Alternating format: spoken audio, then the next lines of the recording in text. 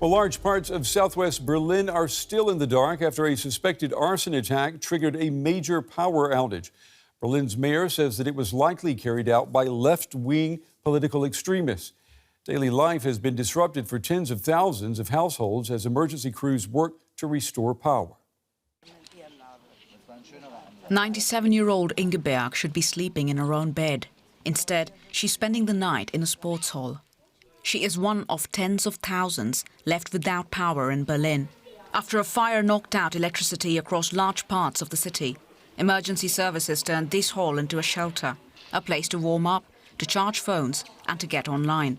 But for some, it's far from enough. How can you let a nearly 100-year-old woman sleep on a camp bed? I find this unacceptable. For me, it would be fine. I can sleep here, but you can't put a woman who is almost 100 years old here.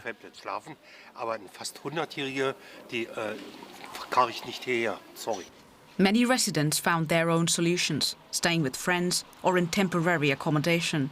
Others came here just to escape the cold. I have to say this is really affecting me on an existential level. Now you realize I'm about to start crying. How it is for the poor Ukrainians. You experience it firsthand. We don't see ourselves staying in our flat for 4 or 5 days, just surviving. That's why we are here, having a hot drink, using the internet and trying to figure out what to do next. The blackout was caused by a fire on a cable bridge near the Lichterfelder power station, cutting electricity in several large districts in the city. On Sunday, a left-wing extremist group called the Vulkangruppe claimed responsibility, saying the attack was aimed at Germany's use of fossil fuels.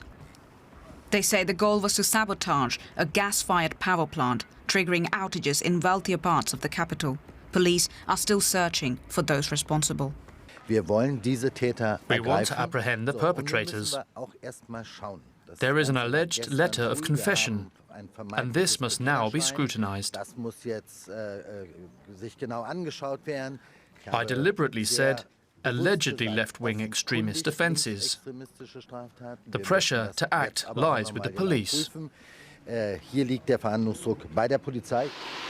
Around 50,000 households remain without electricity, while many shops and services are still closed.